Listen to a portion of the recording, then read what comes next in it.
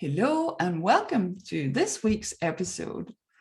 I'm here today with Carolyn Gold, and I'm very excited because, Carolyn, you have quite a special type of sensitivity to share with us. But first, I would love for you to introduce yourself. Certainly, I'm so happy to be here. Finally, we've been trying for a while, and I'm Yes.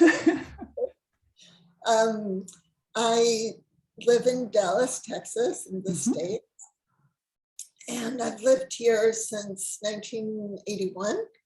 I was born and raised in Mexico City. My mother was American, so I was very fortunate to learn both languages, English and Spanish, at the same time. And I've lived in the States, different parts of the US for many years, but I've lived in Texas the longest. And I started art school when I was 6. Wow. My mother's best friend, who's in her advanced 90s, is a famous artist in Mexico City, and she started a school for kids on Thursday afternoons so the moms could go have cappuccinos on their own. And she taught us all about art and techniques and things. It was an incredible experience. And I know a lot of what I learned from her has gotten me to where I am today. Oh, that's so beautiful to get such an early start, isn't it? Yeah, just wonderful. I can still smell the paint. I can hear the little spoon hitting the little saucer where she'd give us servings of different paint colors. It's very clear to me still. And because she was so famous, every year we'd have an art show in a real gallery. Ooh. And we were written up by the main newspaper. So the validation for children was incredible. Absolutely. Yeah, it was beautiful. And Mexico is a very colorful country. So I always grew up surrounded by architecture, nature, flowers, music, theater, everything. So a very rich artistic background, I would say. Yeah. And I eventually became an interior designer. Yeah. Using all that color and texture and getting to combine it, it sounds like sensitive heaven. It is. It is. And getting to know every client and getting to express their needs and their likes and dislikes through the tools that I have, so that nobody had, even if they said, I like what so-and-so has, I'd say, well, let's find out what you like. Yeah. People are afraid sometimes to come up with their own because they don't feel confident enough. Yeah. And that's part of what I enjoy doing, is bringing out who you are, not copying someone else. Yeah, not just making it look like something from a magazine or whatever. Exactly. Yeah. Exactly. Oh, do you have a special process to dig deep and find what's important to people? Yeah, I've developed like a sensory assessment. And I've used it on clients as young as age 5. Wow. And yeah, it's wonderful. So I find out all their likes, dislikes. Some things are surprising to them, and they'll say, why are you asking me this now? And 6 months later, I'll go, remember when I asked you X? Here it is. This is why. So it all has to do with how our senses interact with our environment. And the effect that everything around us can have on how we feel and how we process information. Yes, and who's better to understand that than a sensitive person with less filter? I think we take in those things so much more powerfully often. But right, little antennas that are going like this all the time. Yeah. Yeah, so it's really important that we feel good in our environment, because it can so easily be distracting or uncomfortable or... Exactly. And I don't think a lot of people are aware of what's around them. They become so used that they're blinded to it, but they don't feel well, or they can't concentrate, or they can't sleep. And I walk into a space and I go, well, no wonder. I know. Yeah.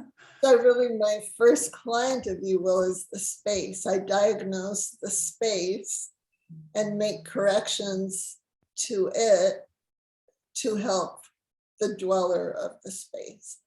So That's so beautiful. That's really a lovely way of looking at it, I find. Yeah. Yeah, we tend to take our surroundings for granted, I guess. yeah, Hmm. they're not storage spaces. They should be a haven, and they should make us feel comfortable and safe, Yeah. relaxed. Really Not give us that sense of coming home. exactly. What does that mean for you? Yeah. For every person, it's very different. Yeah. Ah. Can you tell us a little bit more about how being sensitive played a role in your own personal life? Was it something that was acceptable when you grew up, or did you get understanding from your surroundings? I think being in this art school was very comfortable for me. I did not do well in real school, we'll call it. Sciences, all of that, horrendous. Okay. But I did very well in art school, and I did very well in design school because I was in the right environment. So if I studied history in conventional school, my imagery were battlefields and soldiers in terrible shape. Whereas when I studied history in design school, I was seeing architecture and art and furniture. So the subject was the same, but the camera was focused on two very different things happening at the same time. So my brain favored the aesthetic and not the gruesome part. Yes, absolutely. I get that. Yeah.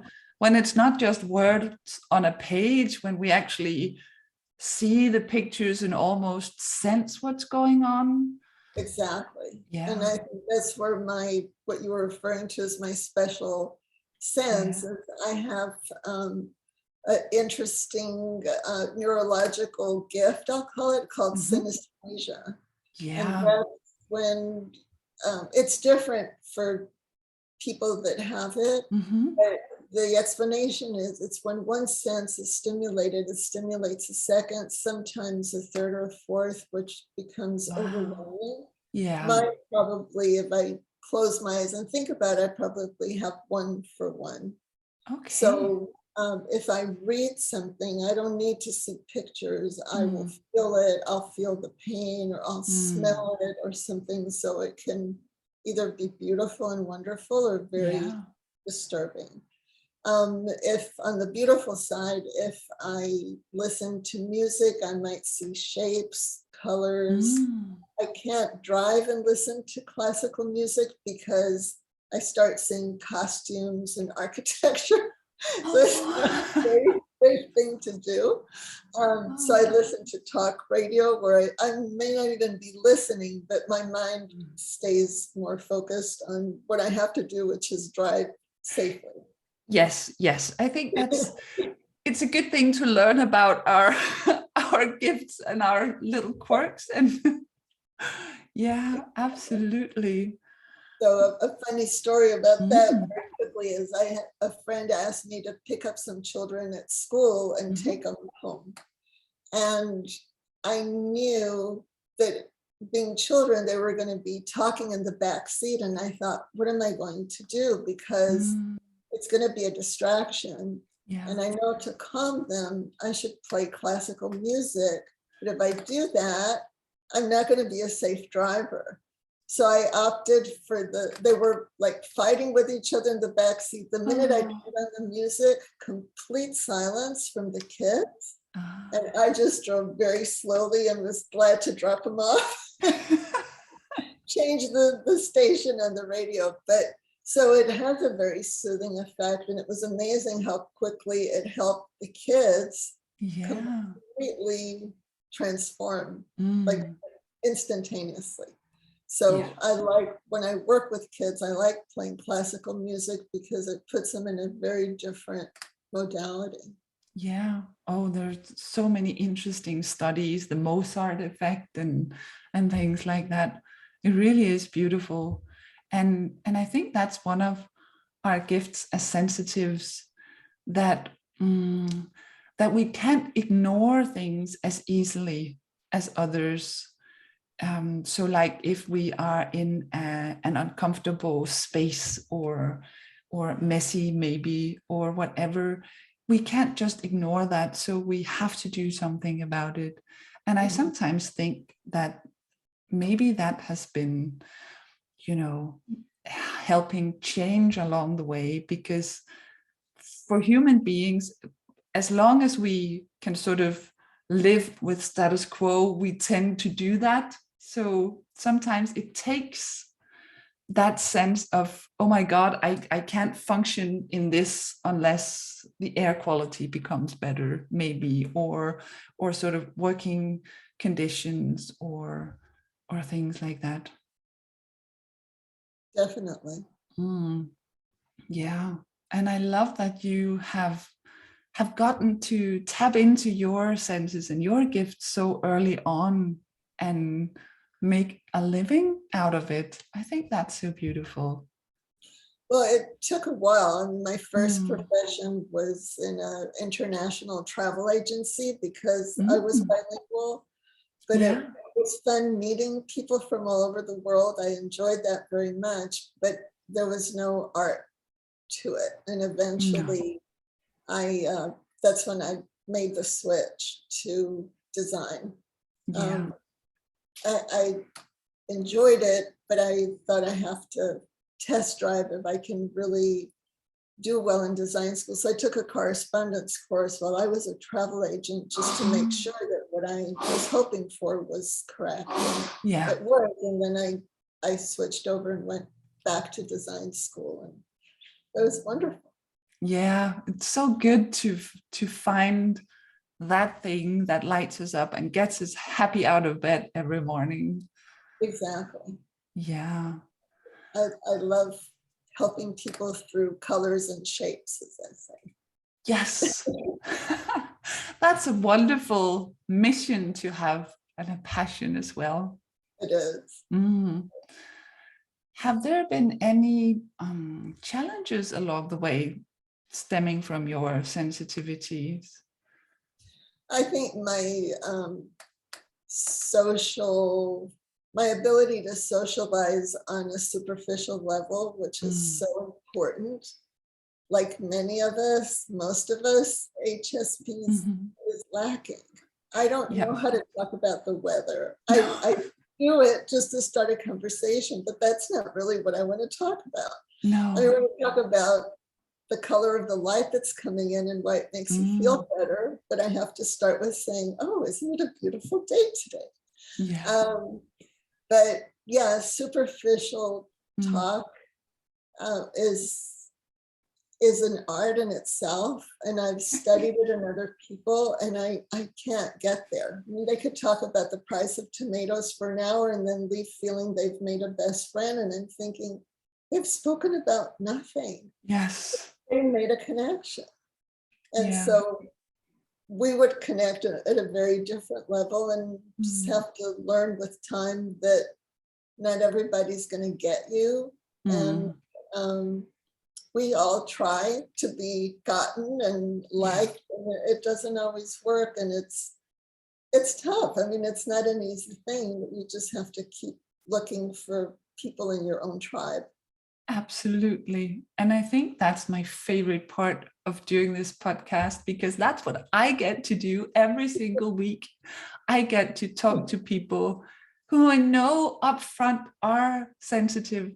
And as we talked about just as we met, it always feels, for me at least, so much easier to say hello, because I don't have to ask, oh, so how's the weather where you are? And you know, it, we can just sort of skip that part and jump to what matters without risking that the other person finds us weird or feels offended, or because we get it. But yeah, I think I like that you said that you have been studying it and look at it as an art form, talking small talk, really. Yeah. Yeah, I'm not sure how good I will ever get at it, but I think I have just settled for letting people think I'm weird. So some of them do that anyway. So, and I can live with that. But I think it's so good to have a space like this where we don't have to apologize for being different. And I also find it so very important to get our stories out there, because we are not that rare. There is, some say 20, some I think even say 25% of us who are more or less sensitive and in various ways. So how many times have we met someone maybe who were also talking about the weather because they thought they were supposed to? Right. Yeah. Yeah.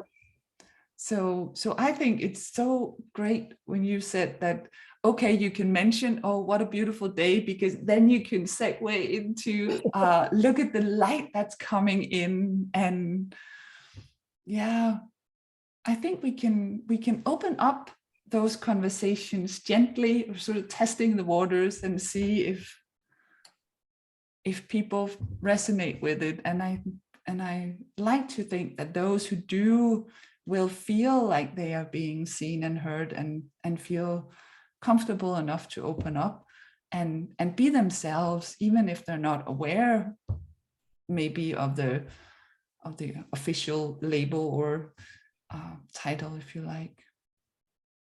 Right. I was thinking I learned a tip from someone along the way. If you're in a social gathering and you see somebody sitting in a chair by themselves, just observing, not talking, they're probably just like you. Walk over and say hi. You will immediately find someone to talk to that is happy to be against the wall and just watching the show. And I've done that, and it works. It's just, yeah. It's like you won't be turned down because they're going to be grateful that somebody came in to talk to them. Yeah, that's actually a really good tip, that keep an eye out for people, because we will recognize the signs, I think, if we are aware. Yes, the quiet ones, the sort of a little withdrawn ones.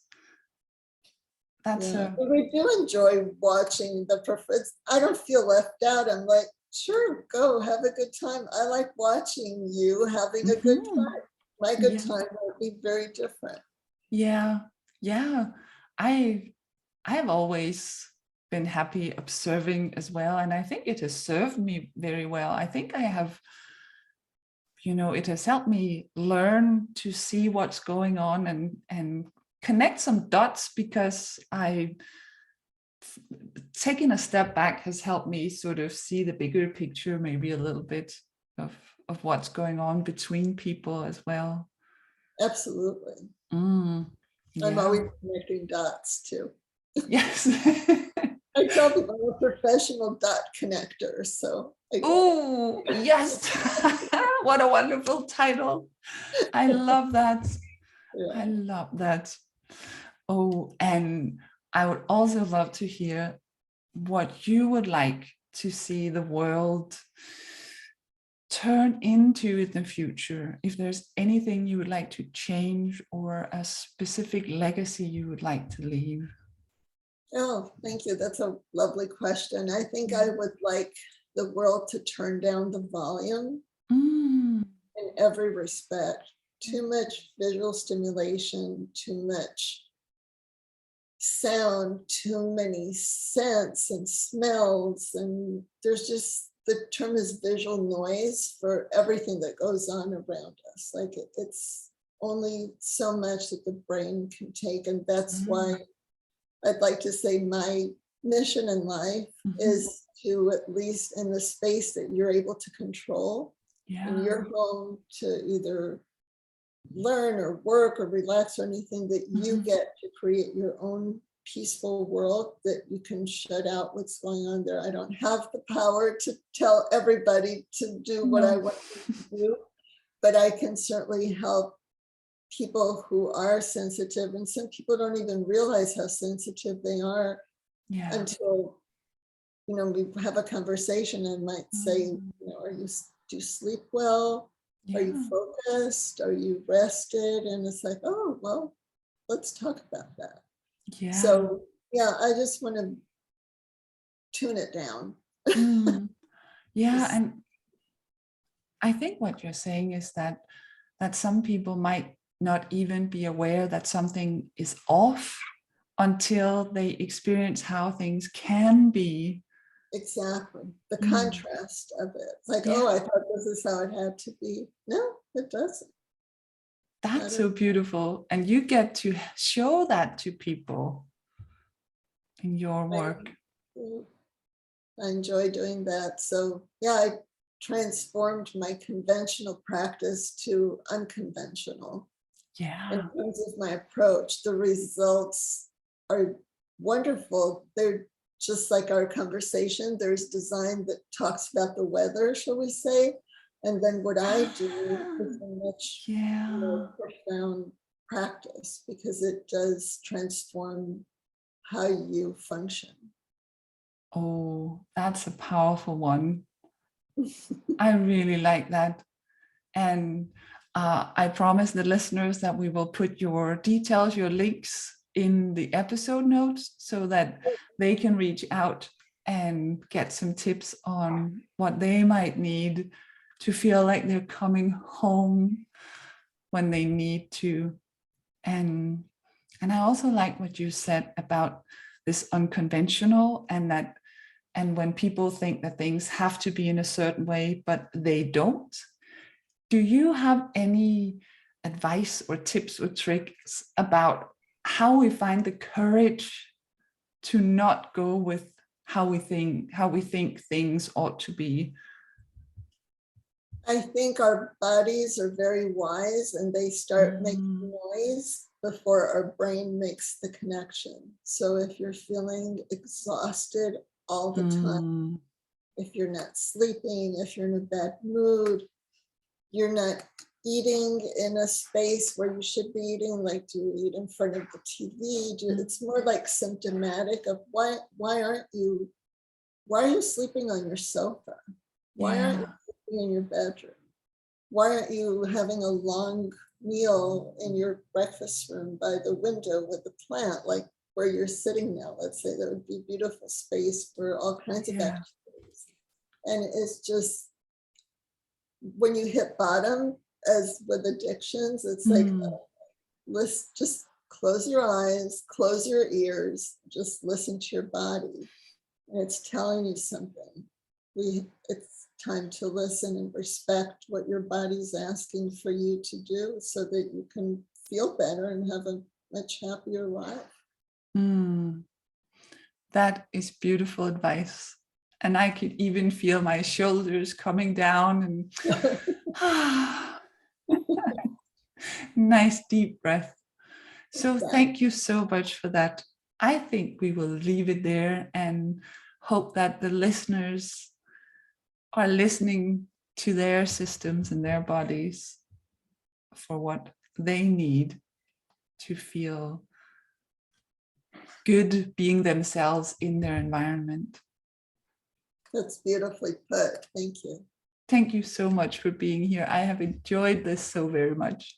So have I. Thank you, Trine. Thank you.